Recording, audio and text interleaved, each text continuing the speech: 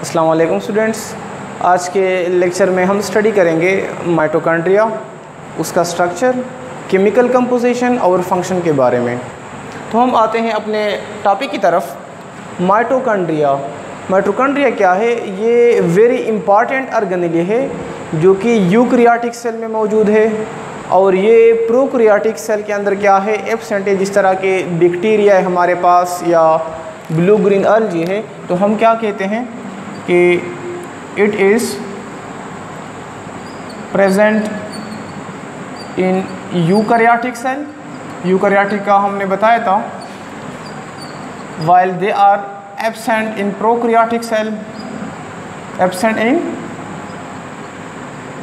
prokaryotic cell, जिसमें हमारे पास अगर मैं एग्जांपल लूँ तो प्रोकैरियोटिक में क्या है, हमारे पास बैक्टीरिया भी है, इसी तरह ब्लू ग्रीन एल्गी भी है, ब्लू ग्रीन एल्गी भी हमारे पास जो माइटोकॉन्ड्रिया है ये दो वर्ड से बना हुआ है। The term mitochondria is the combination of two word.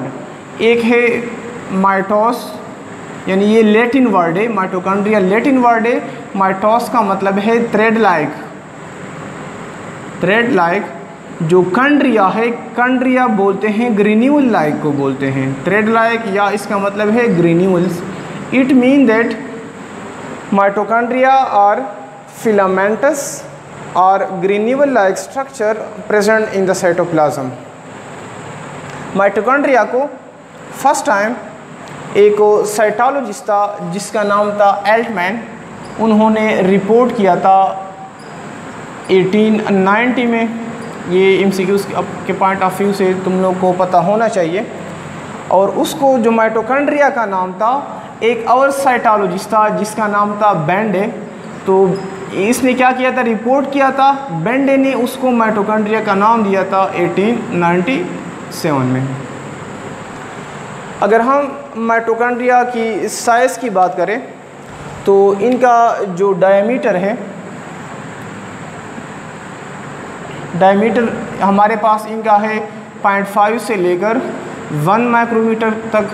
अगर हम इसकी लेंथ की बात करें तो इसका लेंथ है हमारे पास 0.5 से लेकर 7 माइक्रोमीटर तक है। लेकिन ये जो साइज़ है ये फ्रॉम सेल टू सेल या फ्रॉम स्पीशीज़ टू स्पीशीज़ क्या करता है, वेरी करता है, depend upon the nature and the function of the sales.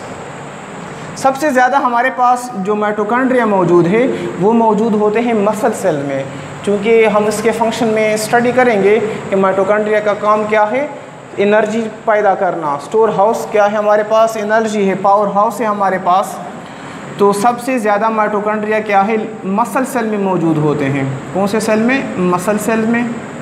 Normally mitochondria की मतलब जो नंबर है नॉर्मल सेल में होता है अबाउट फ्रॉम 500 to 1000 माइटोकॉन्ड्रिया होते हैं, पर सेल होते हैं। अब हम आते हैं माइटोकॉन्ड्रिया की स्ट्रक्चर की तरफ, माइटोकॉन्ड्रिया की मॉर्फोलॉजी की तरफ। जो हमारे पास जो माइटोकॉन्ड्रिया है इसकी कॉम्प्लेक्स मॉर्फोलॉजी है। अगर हम इलेक्ट्रॉन माइक्रोस्कोप के ज़रिए इसको ऑब्जर्व करते हैं तो ये डबल मेम्ब्रेन ऑर्गेनेल है। क्या है? डबल मेम्ब्रेन ऑर्गेनेल है। Mitochondria is double membrane organelle है, यानी इसके दो मेम्ब्रेन होते हैं। एक होता है इनका आउटर मेम्ब्रेन कहते हैं इसको, यानी कि फॉर एग्जांपल यहाँ पे देखिए डायग्राम की तरफ, ये मेरे पास क्या है, ये मेरे पास माइटोकॉन्ड्रिया है। तो ये क्या हो गया, माइटोकॉन्ड्रिया का आउटर मेम्ब्रेन हो गया। क्या हो गया? Outer membrane. आउटर मेम्ब्रेन इसका है, मतलब ये स्मूथ है, कोई रफ़ या इनफोल्डिंग की फॉर्म में नहीं है। तो हम कहते हैं कि माइटोकॉन्ड्रिया का जो आउटर मेम्ब्रेन है वो स्मूथ है। क्या है? स्मूथ है। आउटर मेम्ब्रेन की अगर हम केमिकल कंपोजिशन की बात करें तो ये केमिकली बनता है लिपिड्स और प्रोटीन से। The outer membrane is made up of lipid and protein. On the other hand, यानी हमने क्या कहा कि एक आउटर मेम्ब्रेन, इसके अंदर एक होता है इनर मेम्ब्रेन होता है। जो कि इनसाइड पे मौजूद होता है, इनर मेम्ब्रेन। आउटर मेम्ब्रेन तो स्मूथ है, जो इनर मेम्ब्रेन होता है वो स्मूथ नहीं होता, बल्कि वो हाईली इनवर्ड इनफोल्डिंग बना देता है इनसाइड की तरफ। देखिए इस तरह they are form highly infolding toward the inside. तो हम कहते हैं कि हमारे पास जो इनर मेम्ब्रेन है माइटोकॉन्ड्रिया का, ये क्या है, ये फोल्डिंग की फॉर्म में, मतलब फोल्डिंग बना देता है। फोल्डिंग क्यों बना देता है वो भी मैं बता देता हूँ। इनर मेम्ब्रेन है, ये जो फोल्ड बनाया हुआ है अंदर की तरफ, ठीक है, मतलब मेम्ब्रेन अंदर की तरफ फोल्ड बना देता है इनवर्ड पे। इस फोल्ड को हम नाम देते हैं सिस्टर्नी। इसको हम नाम देते हैं, एक होता है सिस्टर्नी, एक होता है क्रिस्टाई। तो इसको हम नाम देते हैं क्रिस्टाई का नाम देते हैं, ठीक है। ये जो मेम्ब्रेन इनफोल्ड हुआ है, ये इस वजह से इनफोल्ड हुआ है कि ये क्या कर रहा है, सरफेस एरिया, ताकि इनर मेम्ब्रेन सरफेस एरिया ज़्यादा हो। सरफेस एरिया ज़्यादा जब होगा तो यहाँ पे इंजाइमेटिक एक्टिविटीज़ होंगे, तो उस इंजाइमेटिक एक्टिविटी के लिए क्या होगा, स्पेस ज़्यादा होगा। तो इनर मेम्ब्रेन क्या कर लेते हैं, फॉर्म द फोल्डिंग बना देते हैं, इनवर्ड बनाते हैं, अंदर वाले साइड पे बना देते हैं, विच इज़ कॉल्ड एज क्रिस्टाई, जिसको हम क्या नाम देते हैं, क्रिस्टाई का नाम देते हैं। यहाँ पे ये जो आउटर मेम्ब्रेन और इनर मेम्ब्रेन के दरमियान जो स्पेस नज़र आ रहा है, इनको यहाँ पे मैं स्पेस एक्चुअली, लेकिन इनको मैं ब्लू कलर से रिप्रेजेंट कर रहा हूँ आसानी के लिए। इस स्पेस को हम बोलते हैं the space which is present between the outer membrane and the inner membrane is called as intermembranous space. Intermembranous space, या इसको हम दूसरा नाम देते हैं पेरी माइटोकॉन्ड्रियल स्पेस। क्या नाम देते हैं इसको, हम नाम देते हैं peri mitochondrial space, peri mitochondrial space. अब जो क्रिस्टाई है, यहाँ पे एक और स्ट्रक्चर्स होते हैं, नॉब लाइक स्ट्रक्चर्स मौजूद होते हैं। ये देखो क्रिस्टाई है, तो यहाँ पे नॉब लाइक स्ट्रक्चर मौजूद होते हैं। यो इसको मैं इनलार्ज करके अब तुम लोग को और भी क्लियर कर दूंगा। अब ये जो नॉब लाइक स्ट्रक्चर्स है, इसको बोलते हैं F1 पार्टिकल। क्या नाम देते हैं, F1 पार्टिकल। इसको F1 पार्टिकल भी बोलते हैं। इसको हम F1 मतलब फैक्टर 1 पार्टिकल, या इसको हम नाम देते हैं एलिमेंट्री पार्टिकल। एलिमेंट्री पार्टिकल ये क्या है, नॉब लाइक स्ट्रक्चर से। नॉब किस चीज़ को बोलते हैं, मार्कर, नॉब किस चीज़ को बोलते हैं, इनका स्ट्रक्चर यूँ होता है। नॉब तुम लोगों ने देखा होगा, अभी तो नहीं है, अभी तो प्लास्टर के आए हुए हैं। पहले ज़माने में जब छोटे बच्चे पैदा होते, इनके जब दांत पैदा होते तो दांत में क्या होती है, खारिश होती है। तो इस तरह लकड़ी से बना होता था, वो क्या करता, छोटे बच्चों को देता तो उनसे वो क्या करता, दांत की खारिश करवाता, ठीक है। तो इसको बोलते हैं नॉब, यानी नॉब लाइक स्ट्रक्चर से। यहाँ पे क्या है, क्रिस्टाई पे मौजूद होते हैं। अब जो नॉब लाइक स्ट्रक्चर है, जिसको हमने F1 पार्टिकल का नाम दिया था, इसके 3 पार्ट्स होते हैं। एक होता है इनका हेड, ठीक है, जो कि राउंडेड इन शेप होता है। यहाँ पे हेड कनेक्ट होता है बेस के साथ, उसको बोलते हैं स्टॉक कहते हैं।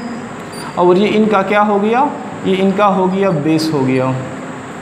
अब मतलब नॉब लाइक स्ट्रक्चर का जो क्रिस्टाई है, इस पे इनका क्या काम है, ये क्या कर लेता है, जो इनका हेड है ये ATP के सिंथेसिस में इन्वॉल्व होता है। The head of F1 particle is involve in the ATP synthesis. क्योंकि हम इसके फंक्शन पे आएंगे, तो माइटोकॉन्ड्रिया का जो हमारे पास फंक्शन है वो क्या है, ATP सिंथेसिस, एनर्जी को पैदा करना। इसके साथ साथ ये जो इनसाइड पे, यानी inside the inner membrane jelly like material is present, मतलब गाढ़ा सा मटेरियल होता है, जेली लाइक होता है, जिसको हम नाम देते हैं मैट्रिक्स। क्या नाम देते हैं, मैट्रिक्स कहते हैं। और मैट्रिक्स में फिर डिफरेंट सब्सटेंसेस होते हैं। इसमें हमारे पास राइबोसोम्स होते हैं, which I have represented by the red colour. Matrix के अंदर क्या मौजूद होते हैं, इनके अंदर राइबोसोम भी मौजूद होते हैं। इसके साथ साथ इस मैट्रिक्स के अंदर डीएनए भी मौजूद होते हैं, मैं सिंपल रिप्रेजेंट कर रहा हूँ।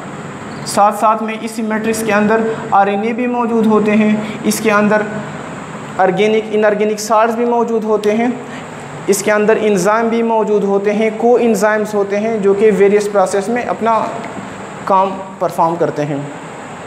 अब हम आते हैं इनकी फंक्शन की तरफ आते हैं कि हमारे पास फंक्शन क्या है माइटोकॉन्ड्रिया के, what are the function of mitochondria. तो सबसे पहले यानी माइटोकॉन्ड्रिया को हम कहते हैं कि mitochondria is also called as power house of the cell, power house of cell. Power house क्यों बोलते हैं? पावर हाउस तुम लोगों ने देखा होगा, बिजली घर को कहते हैं कि पावर हाउस है जहाँ पे बिजली बनती है, ठीक है। अब यहाँ पे पावर हाउस ऑफ सेल इसको इस वजह से कहते हैं क्योंकि माइटोकॉन्ड्रिया क्या काम करता है, ऑर्गेनिक फूड्स को या उनकी सेलुलर रिस्पायरेशन करता है, ऑर्गेनिक फूड की सेलुलर रिस्पायरेशन करता है, और रिस्पायरेशन में जो एनर्जी गेन करते हैं उसको कन्वर्ट करते हैं इन the form of ATP, adenosine triphosphate की फॉर्म में, यानी सेलुलर रिस्पायरेशन। पहला काम क्या है? सेलुलर रिस्पायरेशन में क्या करना? हेल्प करवाना, एनर्जी को कन्वर्ट करना इन द फॉर्म ऑफ एटीपी, और फिर इस एनर्जी को सेल डिफरेंट प्रोसेस के लिए यूज़ करते हैं। लेकिन अगर कोई एटीपी यूज़ हो गई तो एटीपी अगर यूज़ होती है तो वो हमारे पास आती है एडीपी की फॉर्म में, एडिनोसिन डाइफॉस्फेट में, लिहाजा माइटोकॉन्ड्रिया उसको अगेन क्या कन्वर्ट करते हैं? एटीपी में। एटीपी हमारे पास क्या है? करेंसी ऑफ एनर्जी है। अगला जो हमारे पास माइटोकॉन्ड्रिया का फंक्शन है प्रोटीन की सिंथेसिस, टू सम एक्सटेंट ये क्या इन्वॉल्व होते हैं? प्रोटीन के सिंथेसिस में इन्वॉल्व होते हैं। प्रोटीन की सिंथेसिस में इस तरह इन्वॉल्व होते हैं कि माइटोकॉन्ड्रिया के अंदर अपना एक मतलब उसके अंदर डीएनए भी मौजूद है और राइबोसोम भी मौजूद हैं, और इस बेस पे माइटोकॉन्ड्रिया को बोलते हैं यानी self replicating organelle, self replicating organelle, या इसको दूसरा नाम देते हैं semi autonomous organelle, semi autonomous organelle, चूँकि ये अपने लिए अपना प्रोटीन खुद जनरेट करता है, न्यूक्लियस से ये नहीं लेता, न्यूक्लियस में ये नहीं होता, इसके अंदर एक बाहर अपनी राइबोसोम्स होते हैं, राइबोसोम क्या कर लेते हैं? डीएनए की रिप्लिकेशन करते हैं, इसको कन्वर्ट करते हैं प्रोटीन में। तो इस बेस पे उनको क्या कहते हैं कि mitochondria is also called a semi autonomous organelle, या इसको हम कहते हैं सेल्फ रिप्लिकेटिंग ऑर्गेनेली। इसके साथ साथ माइटोकॉन्ड्रिया की अगर हम केमिकल कंपोजिशन की बात करें तो माइटोकॉन्ड्रिया में क्या है? माइटोकॉन्ड्रिया में 70% अबाउट 70% प्रोटीन है, 20 to 30% लिपिड्स है इसके अंदर। इसके सिवा इनके अंदर कॉपर भी मौजूद होता है, आयरन भी मौजूद है, सल्फ़र भी मौजूद है, इंजाइम्स है, को इंजाइम है, DNA, RNA, ribosomes, organic and inorganic salt, बहुत सारी चीज़ें क्या हैं इनके अंदर मौजूद होते हैं। लिहाजा यहाँ पे बहुत सारे प्रोसेस होते हैं इस तरह के। हमारे पास क्रेब्स साइकिल हो गया, इसको हम लेटर ऑन डिस्कस करेंगे चैप्टर नंबर 11 में। इस तरह फैटी एसिड मेटाबॉलिज्म होती है, एरोबिक रिस्पायरेशन होती है, और इन सब ये सारे के सारे इन्वॉल्व होते हैं हमारे पास एटीपी को जनरेट करने में, एटीपी की सिंथेसिस में, एटीपी की प्रोटेक्शन में। बिकॉज एटीपी क्या है? हमारे पास एनर्जी आएगी in the form of ATP. तो इस वजह से हम कहते हैं कि mitochondria is also called as power house of the cells. अब स्टार्ट में मैंने जिक्र किया था कि माइटोकॉन्ड्रिया डबल मेम्ब्रेन स्ट्रक्चर है।